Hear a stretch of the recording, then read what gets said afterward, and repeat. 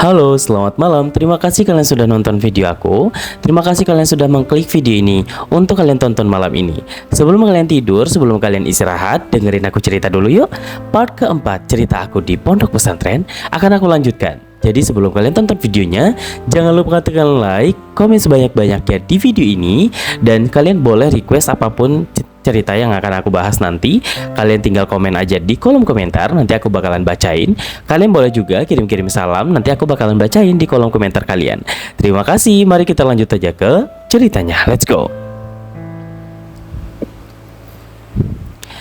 Di dalam asrama, ini kisah aku berikutnya.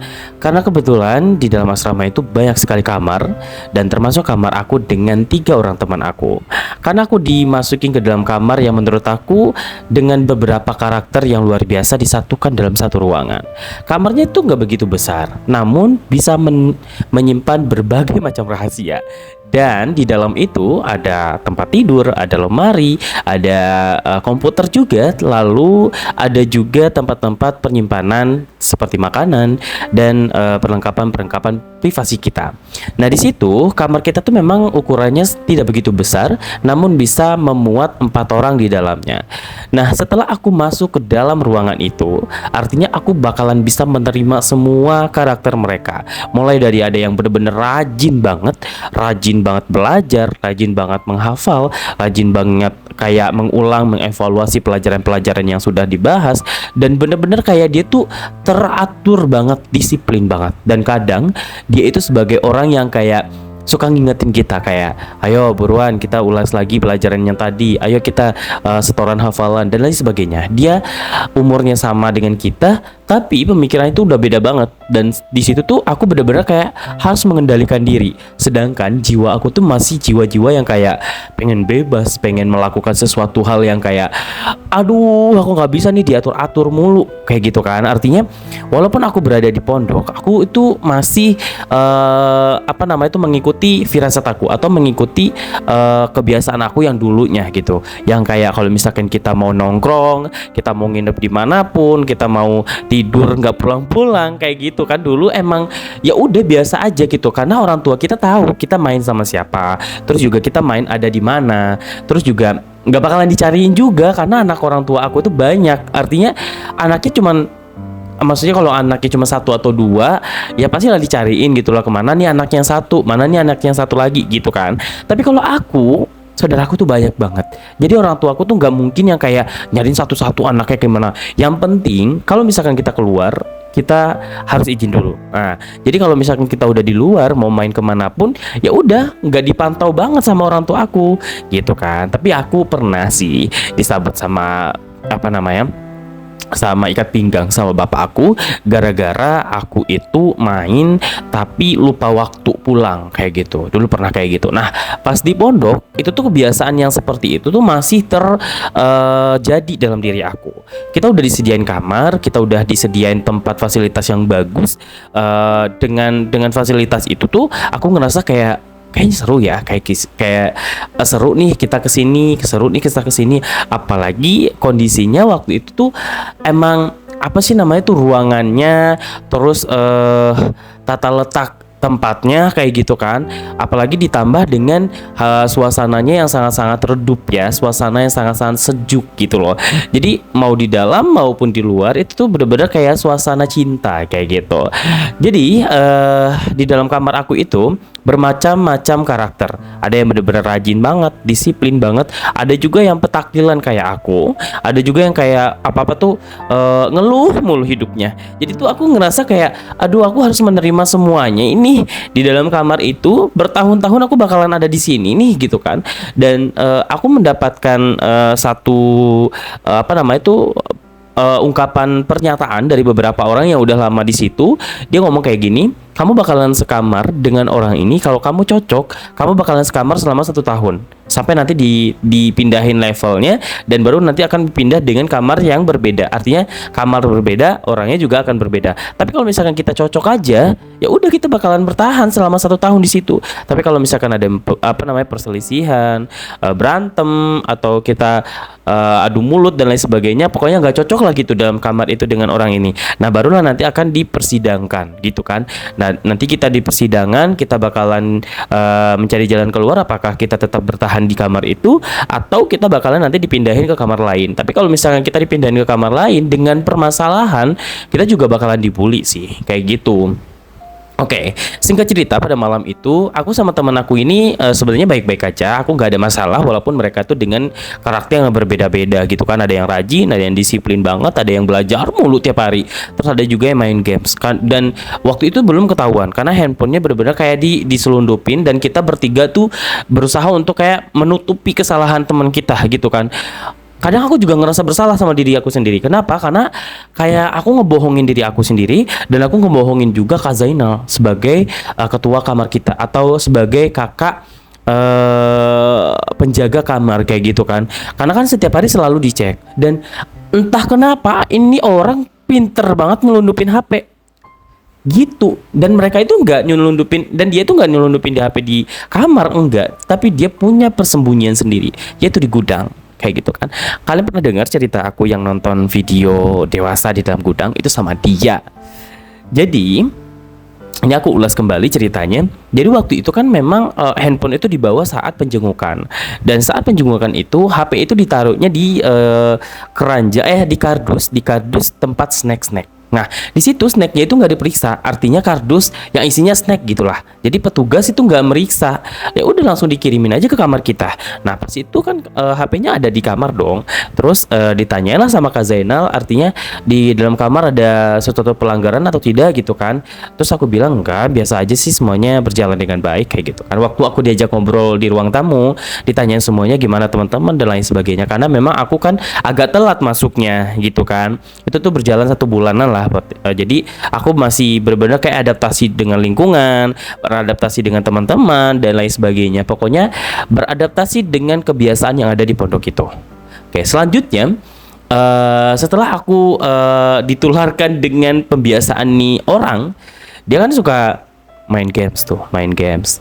Terus dulu tuh chattingan gitu. Jadi dia tuh punya pacar. Jadi punya pacar di luar kampus, di luar pondok. Nah, dia tuh kadang suka kayak gimana sih, suka nggak pulang, tapi jarang banget ketahuan gitu loh. Dan di situ tuh aku ngerasa kayak aduh, udahlah itu urusan dia gitu kan. Kalaupun nanti kita dibawa-bawa, ya kita bisa ngasih tahu aja kalau misalkan kita di kamar itu udah ngingetin dia, sudah bilang sama dia kalau misalkan untuk keluar itu harus izin dulu. Kayak gitu kita udah ngomong sama si orang ini, kita sebut aja namanya Brian ya, kita sebutnya aja namanya Brian tapi panggilannya Rian. Sebut aja namanya Rian. Nah, Rian ini yang membuat aku tuh terpelosok jauh banget. Dia, aku mikirnya dia tuh pacarannya tuh sama cewek di luar sana kan. Aku pikirnya kayak gitu. Cuman aku nggak tahu juga karena setelah aku terjerumus sama dia, waktu itu aku dibawa ke gudang karena dia minta temenin aku untuk nyimpen HP-nya. Tapi dia bilang nggak ada teman-teman yang lain tahu kalau aku tuh nyimpen HP di sini. Jadi kamu jangan bilang sama siapa-siapa, katanya gitu kan. Terus kataku, lah kalau misalkan ada yang ketahuan nanti aku dong yang disalahin, kataku gitu. Ya gimana lagi? Kan cuma kamu doang yang tahu, kata dia gitu. Yan, yang bener aja Rian. Kalau misalkan ada yang tahu tapi bukan karena gue gimana? Ya mau gimana lagi, ya gue harus nanya dulu nih sama orang yang tahu ini dari siapa, kayak gitu kan. Ya udahlah, tapi gue nggak mau ngambil resiko ya, gue cuma tahu tempat ini doang tapi gue nggak mau ngomong sama siapa gitu. Ya itu maksudnya, ya udah lu cukup tahu aja tapi jangan kasih tahu siapa-siapa. Oke, ribet banget lah pokoknya. Dan kenapa pada saat itu tuh gue mau aja gitu loh di bawah Marian. Ditambah satu, dia emang cakep, ganteng lah ibaratnya ya. Kalau masuk ke kategori orang yang aku suka nih, ya dia termasuk sih. Dia manis, dia itu manis gitu, terus pakai lesung pipi.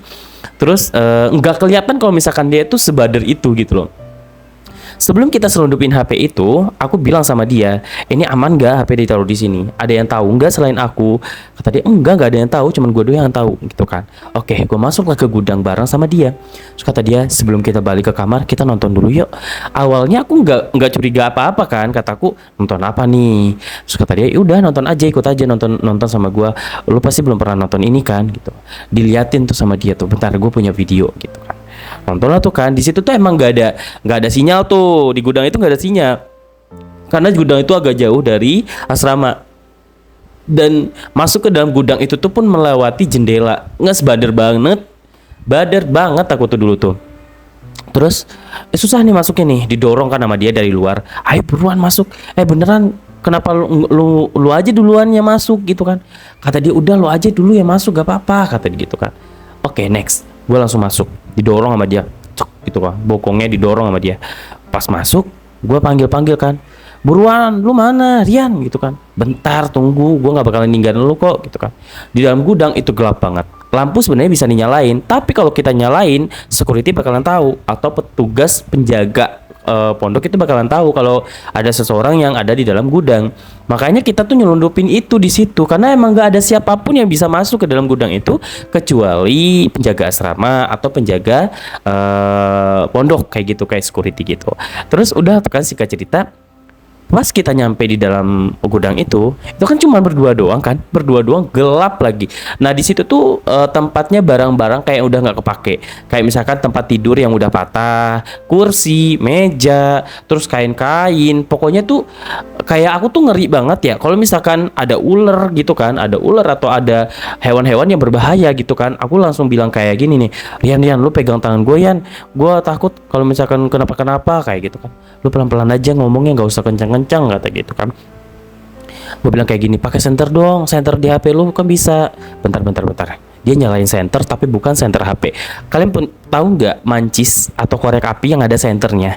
Nah dia pakai itu nyenterin untuk nyari tempat persembunyian handphone gitu kan. Kata dia gue naruh handphonenya tuh biasanya di situ. Terus gue matiin. Dia tuh suka matiin. Dan dia naruh HP di situ tuh kalau nggak salah tuh ya setiap malam dia naruh di situ karena besok pagi kan bakal ada pengecekan, masuk ke dalam kelas dan lain sebagainya. Jadi tuh handphone bener-bener kayak disterilkan kayak gitu kan. Nah kalau 2 hari sekali atau dalam seminggu tuh kita main handphonenya 3 kali gitu biar nggak ketahuan kayak gitu kan. Terus ya udah tuh kan singkat cerita, apa namanya, dia udah ngasih tahu tempatnya. Gue langsung bilang kan, ayo Rian lu taruh aja di situ, kagak usah yang aneh-aneh gue bilang kayak gitu kan. Bentar dulu, mumpung kita lagi tempat yang sepi, kita nonton dulu yuk. Nonton lah kita tuh kan. Nonton apa? Ayo. Bisa, mau aja gitulah diajak sama dia. Oke, saat itu kita nonton. Awalnya sih film-film yang kayak film-film dewasa kayak gitu. Terus kata dia ini seru nih filmnya, tapi di kamar gue nggak bisa nontonin video ini karena ada si itu. Dia itu juga segan sama teman aku yang disiplin banget gitu loh, yang suka belajar, yang suka hafalan mulu kayak gitu kan di dalam kamar. Gak mungkin dong kita nonton itu. Nah dia segan juga sama si teman aku ini. Dia menghargai teman aku yang sangat-sangat alim ini gitu kan. Terus kata dia udahlah sama lu aja gue nonton ini karena gue udah pengen banget nonton ini. Udah dari kemarin gue download tapi gue belum bisa gue tonton gitu. Nontonlah kita berdua tuh. Nonton berdua. Itu kan HP di depan kita. Terus aku duduk berdua sama dia senderan di dinding. Gue bilang kayak gini, ini serem banget sih. Ini lu nggak ada tempat yang lain yang lebih nyaman dari sini gitu kan. Udah lu diem aja. Dia ngebisikin itu tuh sambil kayak kumisnya itu tuh nempel di pipi aku. Tapi tuh waktu itu dia ngerasa kayak biasa aja.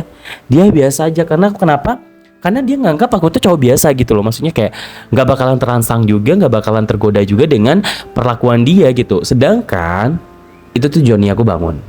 Kenapa bangun? Karena dia tuh kayak ngedekap aku. Terus dia ngerasa kayak benar-benar kayak ngasih kenyamanan buat aku. Sedangkan penerimaan aku kan beda dong. Dia mungkin mengira bahwasanya aku tuh cuma cowoknya yang biasa gitu kan. Dia nggak tahu gelagat aku tuh udah beda.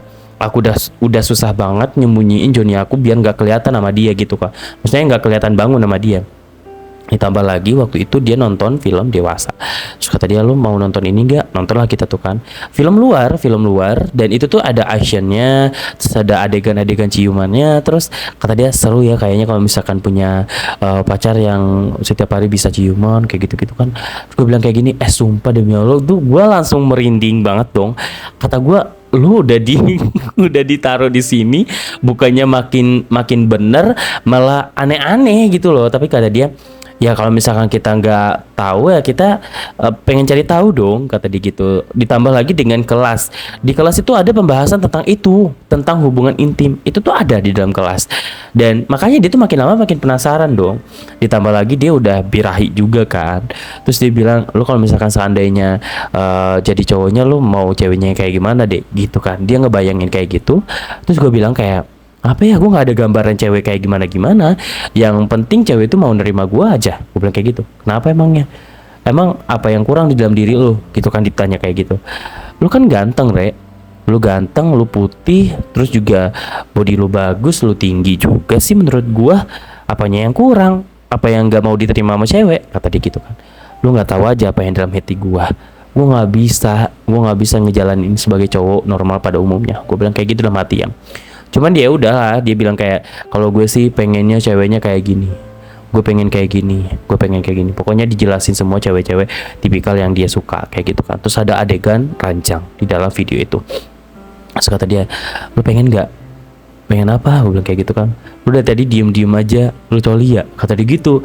Kagak, enak aja lu nih, tangan gue lagi megangin paha lu. Gue bilang kayak gitu kan. Emang saat itu emang aku lagi takut banget kan. Jadi tangan aku tuh megang paha dia dua-duanya. Jadi tangan aku kiri dan kanan megang paha dia, sedangkan tangannya dia tuh ngerangkul aku. Nah, bisa lah ya. Kalian ngebayangin posisi aku sama Rian kayak gimana. Jadi aku tuh dipeluk sama dia, tapi tangan aku megang pahanya dia. Itu tuh kita nonton selama kurang lebih 30 menit. Sampai pada akhirnya aku dicariin sama teman aku yang alim nih ceritanya nih. Nyariin karena kita tuh nggak pamit sama dia. Sedangkan dia itu ditanya sama si penjaga kamar. Kayak, teman-teman kalian mana nih? Dua lagi nih. Kayak gitu. Itu tuh cerita setelah kita ketemu sama si teman aku ini. Dia ngomong kayak, tadi penjaga apa? Tadi Kak Zainal kesini nanyain kalian kemana berdua kayak gitu. Tapi ada drama sebelum kita keluar dari gudang ini. Kalian tahu nggak? Jadi gudang itu kan emang kita masuknya dari jendela yang paling atas. Jendela paling atas itu kayak ventilasi gitu. Dan itu tuh emang nggak ada tahu sama sekali. Orang-orang nggak ada yang tahu kalau misalkan di situ tuh bisa masuk. Aduh ya Allah, aku lupa lagi. Kenapa? Kita itu beranggapan bahwasanya ventilasi itu nggak bakalan ditutup. Ternyata ventilasi itu ditutup sama penjaga. Kita kaget dong kayak, tadi jalan keluarnya di mana? Rian, gue bilang kayak gitu kan. Kenapa emangnya? Itu ventilasinya kok nggak ada ya? Kita bingung dong karena ventilasi di situ banyak banget. Ada 4 atau 5 tuh, dan semuanya tuh ketutup dan kita tuh susah nandainnya di mana tadi kita masuk. Sedangkan pas kita masuk itu ventilasi itu kebuka yang satu. Makanya kita bingung dong. Kata dia, udahlah kita di sini dulu aja. Nanti kita pura-pura apa kayak gitu. Kata gue, nanti kita bakalan ketahuan, kita bakalan kena. Gue bilang kayak gitu kan. Udah lanjut lagi nonton. Lanjut lagi dong nonton. Lanjut lagi nonton. Pas lanjut lagi nonton, itu tuh bener-bener kayak aku nemenin dia colai. Ya. Dia kata dia, gua udah pengen banget, lu diem aja ya, lu kalau misalkan mau bantuin, kalau enggak ya udah gue sendiri aja, kata dia gitu. Gua nggak bisa ngeliat, cuman pada saat itu tuh gue bisa ngerasain geterannya. Kenapa? Karena tangannya dia itu kan ada di bahu aku gitu kan. Jadi gue ngerasa gerak-gerakan dia itu, coba itu kan tahu dong kayak atas bawah gitu kan, makin lama makin kencang. Terus kata dia, lo nggak mau bantuin gua gitu. Terus gue bilang kayak gini, kagak ah, ngapain sih ngilu, gue bilang kayak gitu, malas ah gue, ribet lu, gue bilang kayak gitu. Dah bantuin gue sekali ini aja, gue nggak bakal ngasih tahu siapa kok, buruan, mana tangan lu, kan kalau misalkan pakai tangan lu ya lebih enak, beda rasanya, kata dia gitu. Terus dia tiba-tiba megang, kata dia, lu megang paha gue ngapain coba, mending lu megang ini. Dia ngomong kayak begitu. Terus gue bilang kayak gini, apaan sih Rian, udahlah yuk pulang yuk, balik ke kamar gitu kan. Bentar dulu dikit lagi gitu kan. Terus beneran dong sampai selesai itu tuh basah sampai ke tangan aku juga kena, dan aku bau nyium tangan aku tuh udah bau pandan. Gue langsung ngelap ke bajunya dia. Apaan sih lu, ih jorok banget, gue bilang kayak gitu kan. Sebenarnya tuh waktu itu aku juga pengen, cuman aku nggak berani sama dia. Karena kenapa? Aku masih jaga image gitu loh, karena aku belum begitu kenal banget sama dia. Ditambah lagi dia tuh, aku belum tahu karakternya dia tuh kayak gimana gitu kan. Nggak apa-apa, aibnya dia tuh aku tampung dulu aja gitu kan. Singkat cerita, kita ngejatuhin tumpukan kursi di atas meja. Nah jadi tuh pas kita berdiri, itu tumpukan kursi tiba-tiba kegeser sama kita, jatuh gudubrak gitu kan. Terus tiba-tiba si penjaga itu pas banget lewat di depan gudang, terus ngetok pintu gudang dong, kayak ayo ada siapa di dalam kayak gitu kan.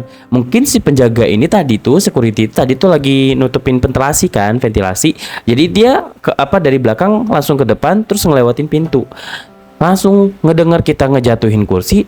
Tiba-tiba kan dia langsung kaget dong, aduh ada siapa di dalam kayak gitu kan. Terus aku langsung teriak aja, Pak ini ada kita di dalam gitu kan. Loh kok ada kalian di dalam, sejak kapan kalian di dalam gitu kan.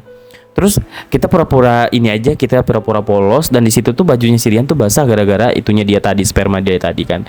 Terus Aku nggak tahu apa namanya, aku nggak mau dipikir aneh-aneh sama si penjaga. Akhirnya aku langsung bilang, tadi sebenarnya pas sore, pas pintu gudang ini kebuka, kita lagi beres-beres pak di gudang. Kita naruhin barang-barang yang rusak.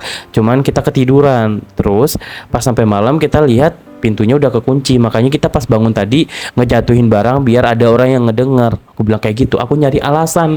Terus kata si bapaknya, walah, kenapa kalian gak ngomong dari tadi?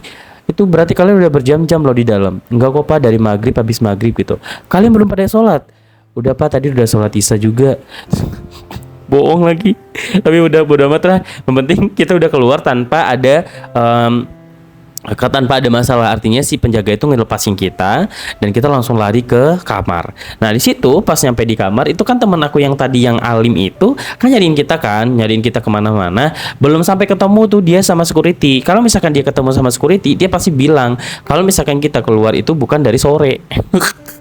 Pasti dia bakalan, oh my god, aku bakalan kena dong gitu kan. Tapi ya udahlah, pada saat itu aku langsung beres-beres karena aku habis dari gudang. Baju aku tuh penuh dengan sarang laba-laba karena kita tuh masuk lewat ventilasi. Kalian tahu sendirilah kotor gitu kan. Terus gue langsung bilang sama si itu, gue nggak mau lagi nemenin lo untuk ngambil handphone. Gue nggak mau lagi, pokoknya jangan sampai bawa-bawa gue lagi. Yang penting gue udah nemenin lu satu kali, gue nggak mau lagi dibawa kayak gitu. Terus kata dia, tenang aja, nanti gue bakalan pindahin tempat penyimpanan HP gue. Gue bilang kayak gitu kan. Terus tiba-tiba kedengeran dong sama si teman aku, kalian habis dari mana? Kok kotor-kotoran kayak gitu? Tadi Kak Zainal nanyain, aku disuruh nyariin. Kalian gak pamit sama kita gitu kan. Mereka berdua tuh diskusi. Terus kita tadi lagi habis di luar, habis main ke rumah Putra. Aku bilang kayak gitu aja kan.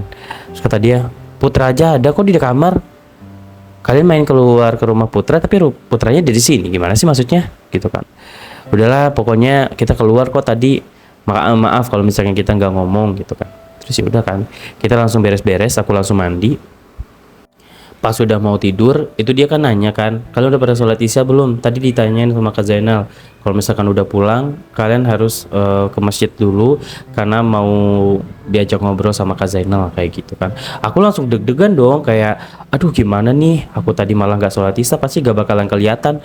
Maksudnya nggak dilihat sama Kak Zainal kan. Dan itu juga ternyata Kak Zainal tuh udah nyariin aku sama teman-teman kamar aku dan teman asrama yang lain tuh nggak tahu juga kalau misalkan kita itu kaburnya itu ke gudang lagi kan.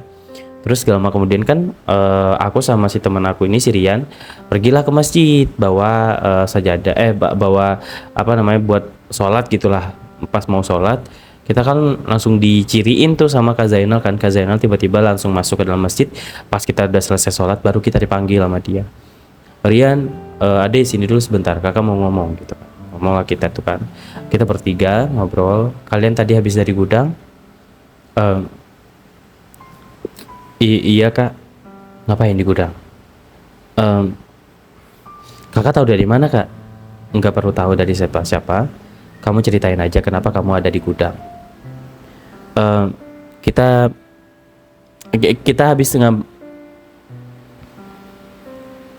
bantuin Rian, kan lu yang ngajak. Gue bilang kayak gitu kan. Kata Rian, gue bingung mau ngomong apa, gue aja dia yang ngomong. Kita habis naruh barang-barang yang rusak ke gudang kak. Jam berapa? Sore. Terus karena kecapean kita ketiduran di situ. Bener? Bener. Yakin? Sore itu saya lihat gudang itu kekunci, nggak ada yang buka. Kunci gudang kan ada di sama security. Dan kalaupun dibuka, itu si bapak izin sama kita dulu. Jadi nggak asal-asal buka gudang. Karena pernah kejadian gudang itu dibuka sembarangan. Ada yang masuk ke dalam gudang itu untuk melakukan hal yang tidak baik. Jadi kita nggak mau kejadian itu terulang lagi. Kapan kamu bisa masuk ke dalam gudang itu kalau kuncinya aja ada sama si bapak security?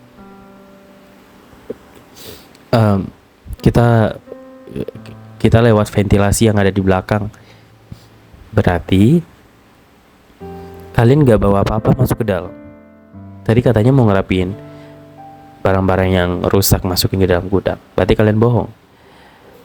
Kalau kalian bohong, kalian tahu kan apa yang akan terjadi dan konsekuensi buat kalian. Iya kak, tahu kita salah dan kita siap untuk menerima sanksi dari kakak. Oke, sekarang kamu saya tambahin hafalannya, dan di dalam kertas ini adalah konsekuensi atau sanksi yang akan kamu lakukan selama 1 minggu. Kamu baca dulu aja. Sanksi ini udah mulai berlaku dari besok sampai seminggu ke depan. Ini semuanya harus dilakuin selama 1 minggu. Iya, kamu baca aja. Kak, kenapa? Tapi kenapa? Tapi ini bakalan ketahuan sama anak-anak yang lain dong. Nah, kenapa kamu malu?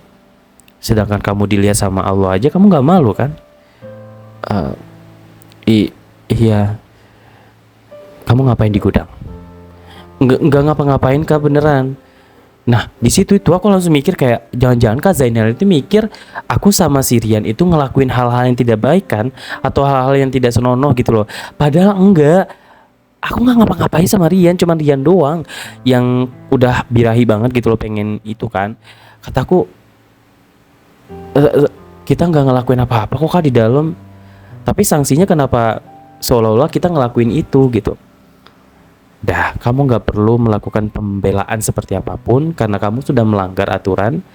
Ya, kamu harus menerima konsekuensinya gitu. Bener dong, selama 1 minggu aku pakai kalung yang dalam kalungnya itu tulisannya apa? Oh my god, aku malu. Pokoknya ya kayak gitu lah. Pokoknya sanksi yang bener-bener kayak bikin malu aku banget sih, bikin malu. Dan di situ tuh emang Kak Bagas, terus Kak Adit, terus apalagi ya penjaga kamar aku tuh waktu itu kayak pokoknya kita selama 1 minggu itu nggak boleh pakai baju yang warnanya itu bukan warna putih.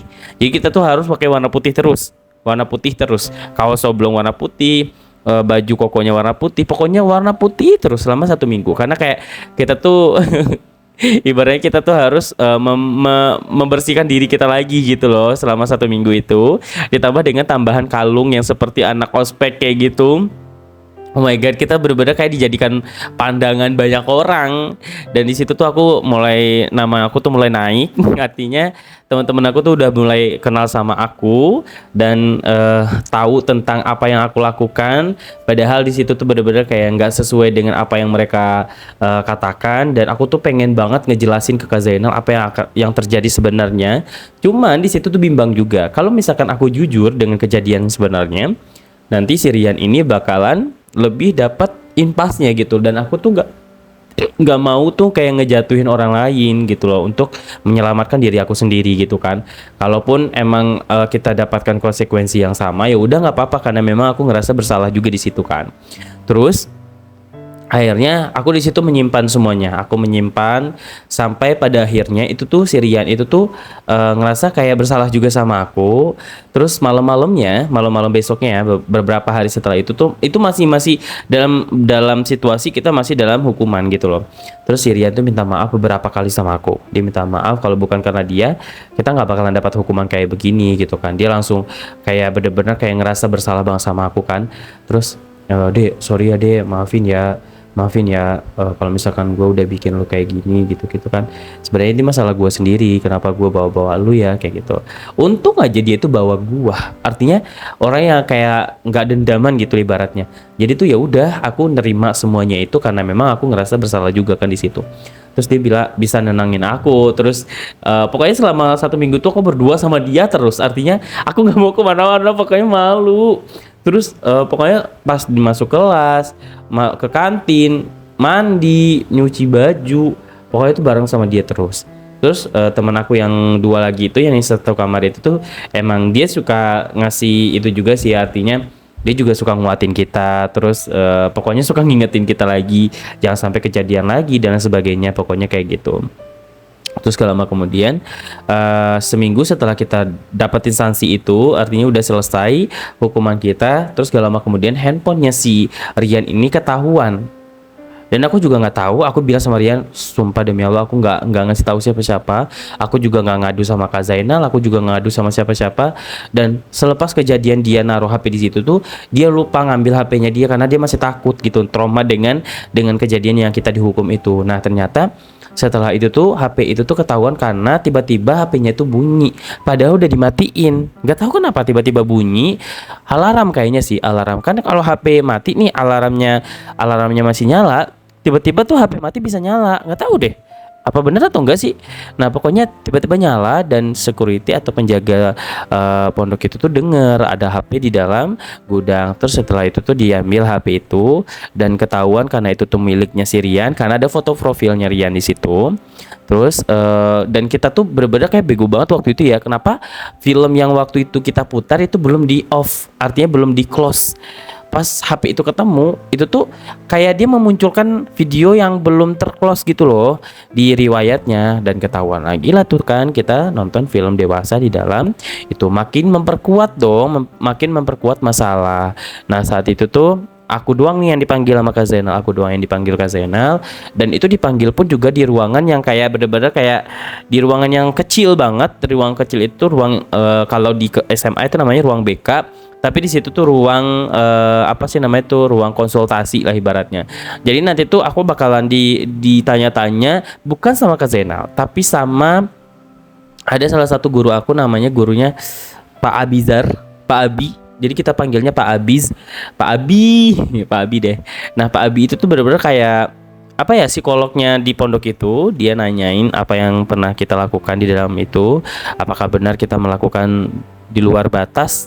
Aku bilang dengan sejujurnya karena kita kan di situ tuh emang aku juga bingung juga ya ngejelasinnya kayak gimana ya di awalnya gitu kan. Aku ceritain lah tuh kan dari awal sampai akhir seperti apa. Dan di situ tuh aku juga kayak menerima perlakuan yang tidak baik sih dari Pak Abisnya, Ustadz Abinya. Kita panggilnya Ustadz Abi. Ustadz Abinya itu tuh megang-megang aku kayak dari atas sampai bawah dipegang. Terus kamu ngerasain sakit gak? Jadi tuh bagian belakang aku tuh dipegang sama dia, ngerasain sakit gak? Dia tuh ngira aku tuh dihituin sama si siapa namanya, si Rian. Aku bilang enggak Pak, saya nggak dia apa-apain, beneran saya nggak dia apa-apain gitu kan. Oke, habis itu udah tuh kan. Setelah itu aku udah jujur kan dari awal sampai akhir kayak gitu loh ceritanya. Oke, setelah itu tuh barulah si Rian diperiksa juga. Terus keluar dari ruangan itu aku sama Rian tuh bengong dong kayak, ah serius lu digituin tadi? Iya. Lu diapain tadi emangnya? Rian cuma ditanya-tanya doang kata dia. Tapi gue lebih dari tanya-tanya sih Yan. Serius lu? Kita ketawa-ketawa ngakak dong kayak, sumpah demi apapun masa dia mikirnya kita kayak gitu sih Yan? Gue bilang kayak gitu kan. Kita ketawa-ketawa aja. Aku jadi dekat banget sama Rian kan. Terus tiba-tiba Putra nyamperin kan, kalian kenapa lagi sih kok dipanggil gitu kan. Nggak apa-apa kok, santai aja Put. Yaelah cerita dong kenapa sih kalian gitu kan. Nggak apa-apa kok, nggak apa-apa. Aku belum bisa berani banget cerita sama Putra karena kita baru kenal juga kan.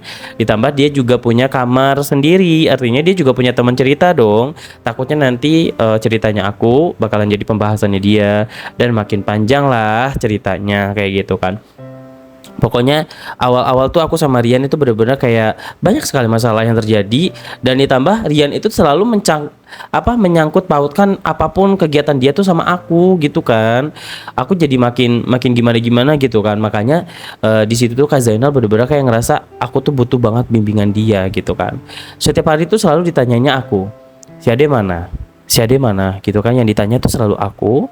Di setiap dia masuk ke asrama itu tuh yang di kamar aku tuh selalu dicekin sama dia, ada Ade nggak di dalam, ada Kak, kenapa Kak gitu. Nggak apa-apa, cuma nanya aja kayak gitu. Jadi setiap hari, nggak setiap hari juga sih, selama 1 minggu dia kan 4 kali tuh dapat kebagian untuk ngecek anak-anak asrama. Nah 4 kali itu juga dia selalu nanyain aku kayak gitu. Itu adalah awal-awal pertama kali aku tuh makin kagum dengan Kak Zainal. Terus ditambah dia juga benar-benar kayak ngelindungin aku banget setelah kejadian itu. Terus dia tuh memastikan aku tuh nggak kenapa-kenapa kayak gitu. Makanya aku tuh sayang banget sama dia. Dan dia tuh adalah orang yang sosok orang yang dewasa yang aku temuin di pondok itu dan bener-bener kayak ngelindungin aku banget kayak gitu. Oke, itu adalah ceritaku kali ini. Semoga kalian semuanya benar-benar terhibur dengan cerita aku. Kalaupun kalian tidak suka ataupun kalian kontra dengan cerita aku ini, atau kalian menganggap bahwa katanya cerita aku ini hanya fiksi semata, ya tidak apa-apa, tidak masalah, karena memang niat aku di sini adalah menghibur kalian. Kalian terhibur dengan cerita aku, storytelling aku. Aku juga belajar untuk bagaimana cara public speaking yang benar, karena aku nanti bakalan punya program gitulah, punya program podcast dan podcast lain, dan aku juga nanti pengen bekerja di bidang public speaking kayak gitu. Makasih ya kalian sudah nonton video aku, sampai ketemu lagi di video berikutnya. Pokoknya jangan sampai bosan-bosan dengerin aku cerita, jangan sampai kalian trauma karena aku mengubah semua konsep konten aku. Ya mudah-mudahan kalian semuanya itu tetap suka dengan apa yang aku ceritakan di dalam channel YouTube aku. Terima kasih, sampai ketemu di video berikutnya. Bye bye.